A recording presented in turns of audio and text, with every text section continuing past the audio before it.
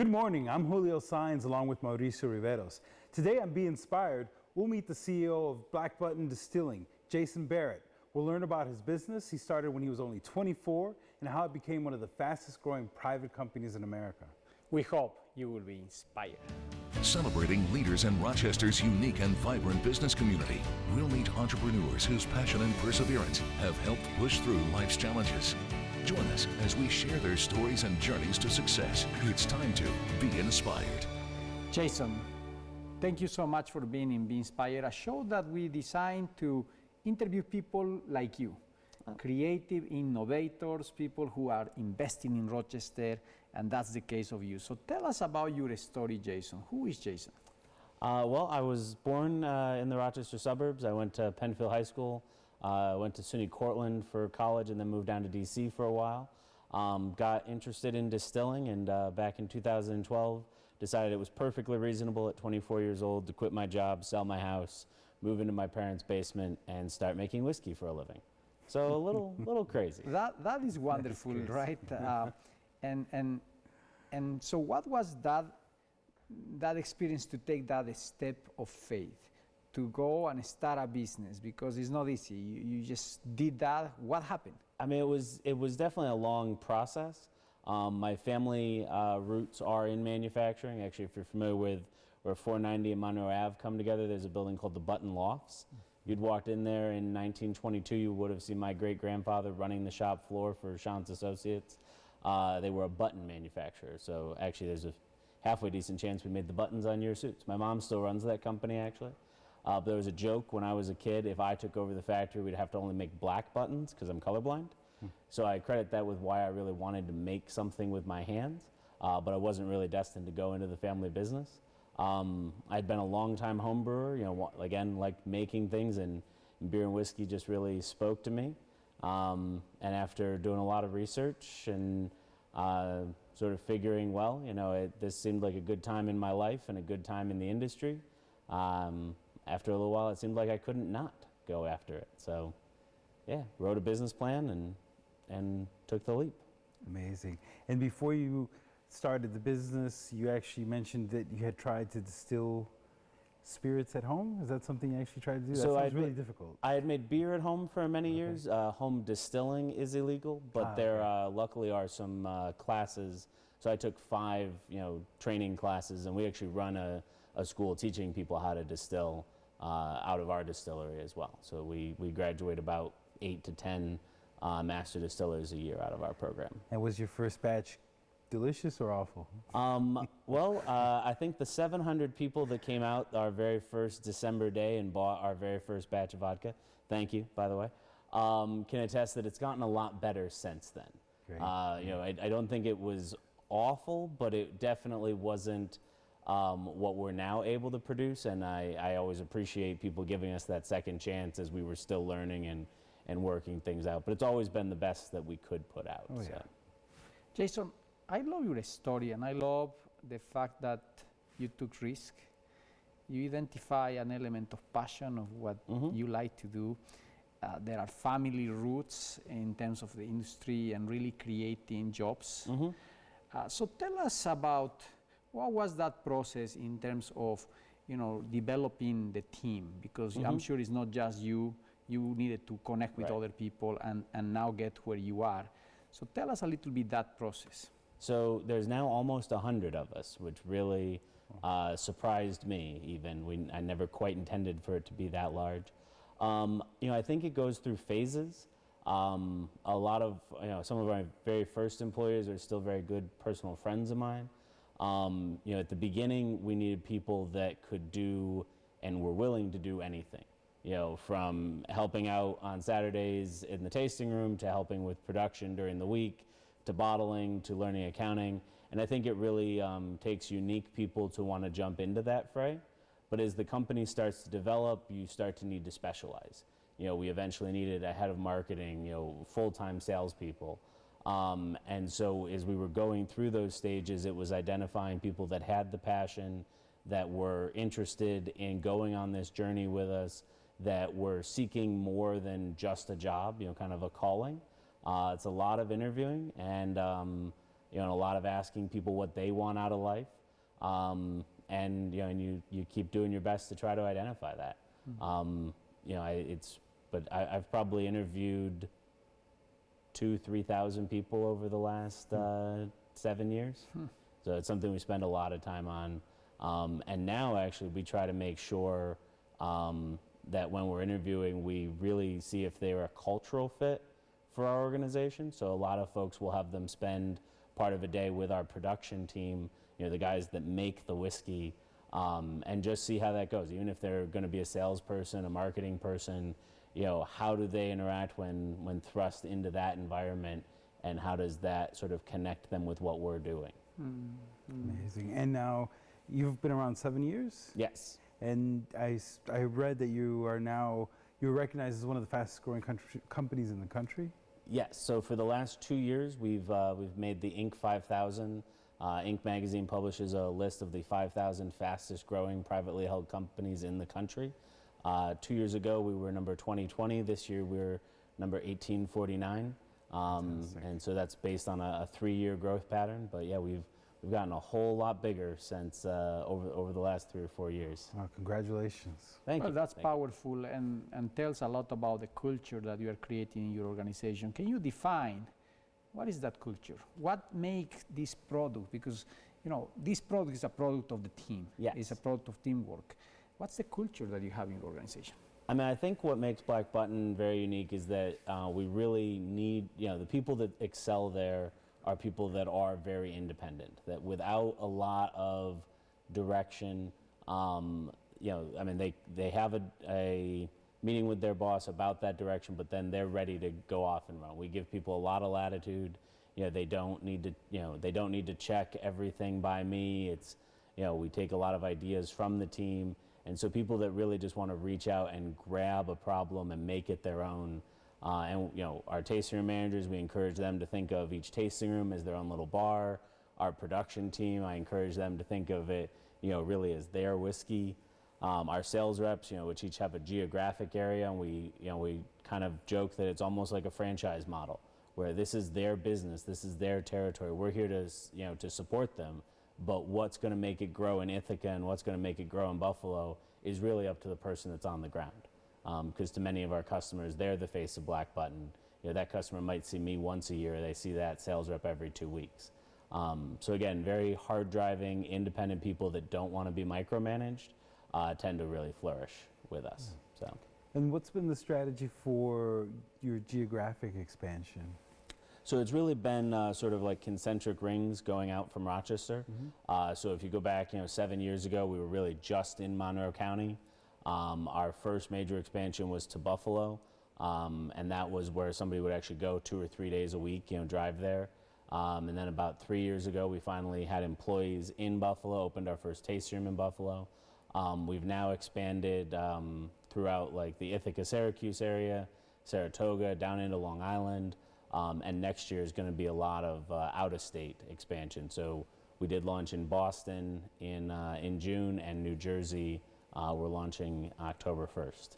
So most of our, we've decided to go really deep into New York. All of our products are made from 100% New York grains and New York ingredients. So we want, we feel that message resonates most strongly in New York. But now that we're starting to have pretty good penetration across the state, it's time to start looking at those other markets. And that's also been we've been pleasantly well received there, where we take more of a U.S. focus rather than just a New York focus. Thank you, Jason. We'll be back with more after these messages.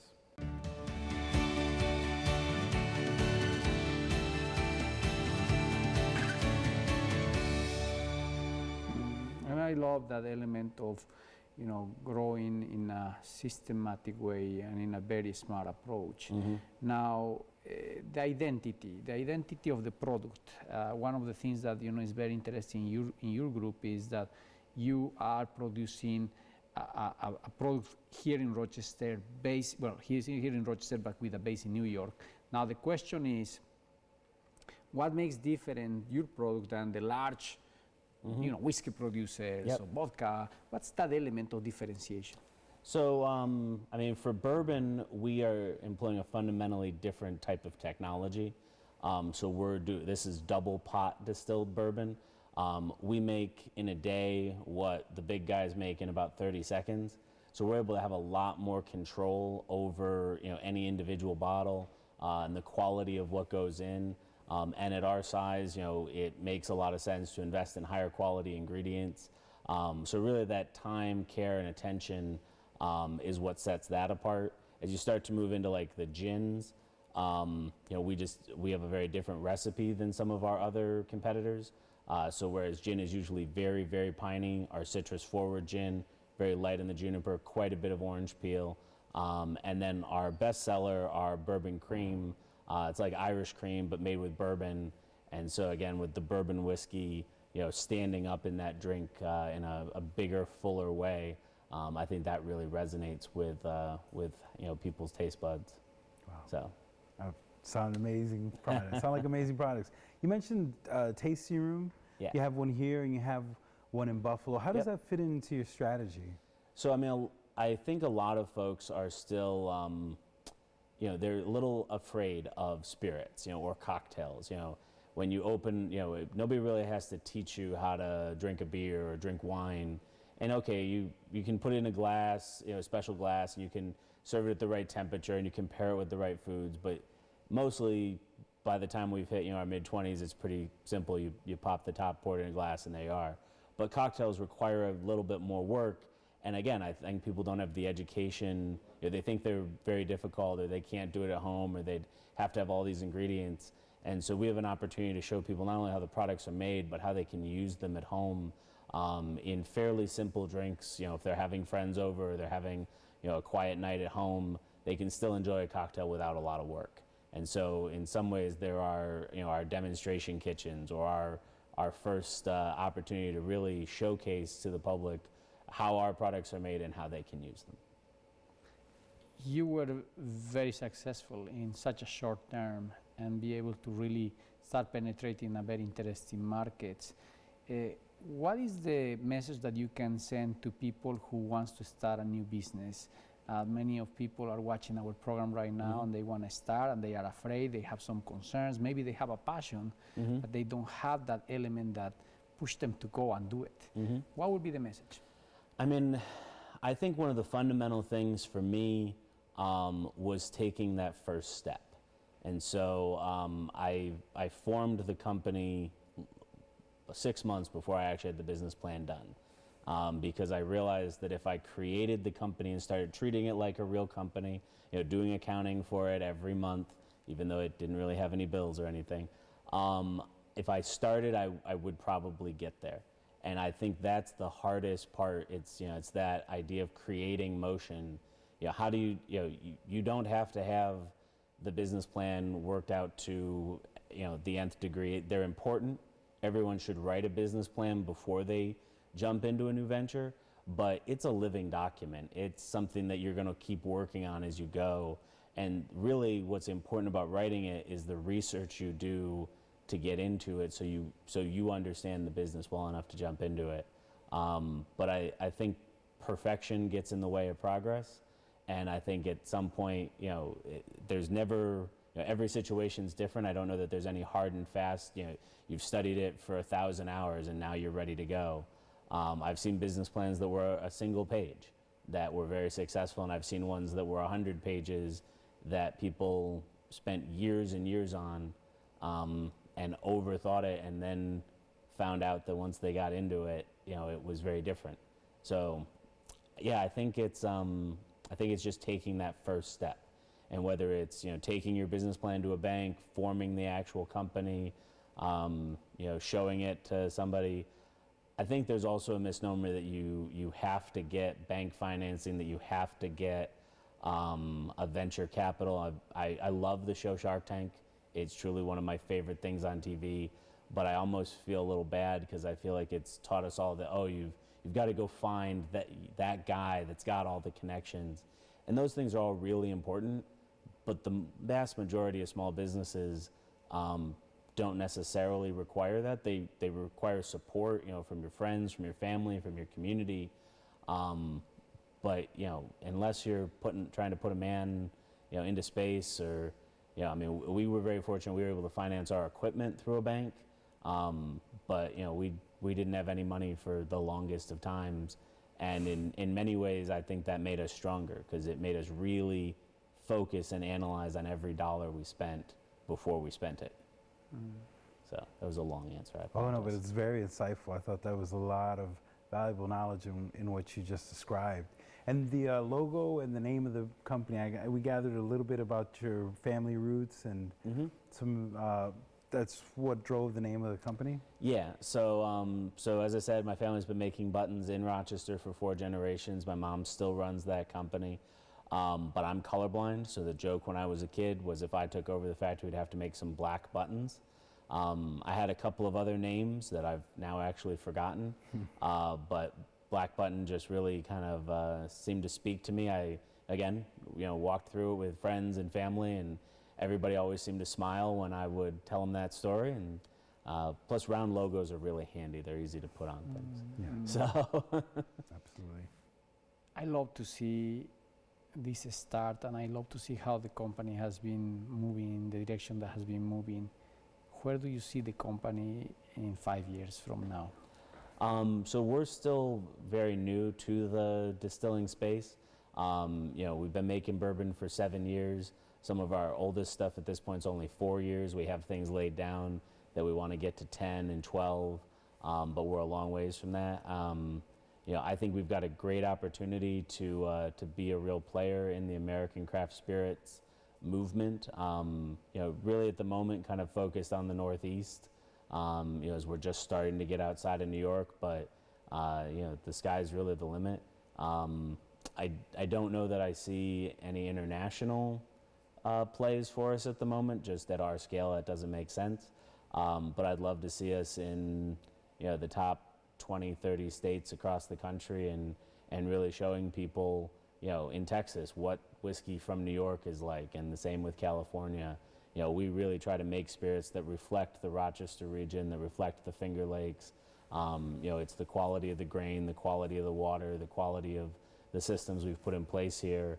And, you know, in the same way that great craft beer, you know, made in Western New York is now, you know, I think in all 50 states, we'd love to do that with whiskey as well.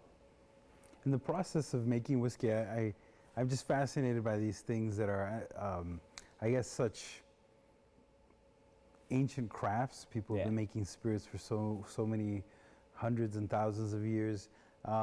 Your process that you use to make your products, is it impacted at all by technology? It definitely is. I mean, it's an interesting combination of fairly modern equipment and fairly old school techniques. So we still have a very manual distillery. We haven't invested in too much automation, but one of the pieces that is really cool that makes running the distillery a lot simpler is on our finishing still. And so when you're distilling whiskey, you're running cold water through a condenser at the end and steam at the boiler. And basically the delta between the amount of steam and the amount of cold water dictates how fast the whiskey comes out. And the slower you can have it come out, the more careful you can make your cuts. But when you're doing that entirely manually, it would be like trying to drive a car with the gas and the brake at the same time with both feet. And that gets really difficult because, you know, the more you lean on one, the more you've got to change the other. So we have and we've had it since the beginning, a little computer that we adjust the steam and then set what we're looking for that delta to be, and it adjusts the cooling water to the amount of steam we've added. And so instead of having, and I've worked in distilleries where both of them are manual, where every 5 minutes you're really adjusting both valves, always trying to bring those two needles aligned. Not having to do the cooling water manually really saves us a ton of time and helps us make an even better product because it's more consistent. We've also started to introduce things like, you know, we need 1,200 gallons of water in the morning. We used to have a guy open up a valve, watch a meter, and basically stand there for 45 minutes while the thing filled. My uncle-in-law, my wife's uncle, is an automation engineer and actually built us a little machine where, again, we can type in how many gallons of water we want, set it, and it'll actually automatically turn off when we hit that many gallons. So that saves one of my guys 45 minutes every day. So it's not super automated, but things like that really add up. Sure. So. Wow, Jason, an amazing, amazing interview, and it's really showing the spirit of United States, and the true spirit of people who want to bring, the tradition of production. Yes. I am very happy when I have this type of interview that we can produce in New York, Yes. that we can create jobs in New York, Yep. and that is fundamental. Thank you so much for doing what you are doing, and I am sure that we will have the opportunity to have you back in the program and see the growth of your organization. I would love that. So for that reason, thank you again, and I'm sure that we'll be again in the program. Thank you. Thank you. Thank you.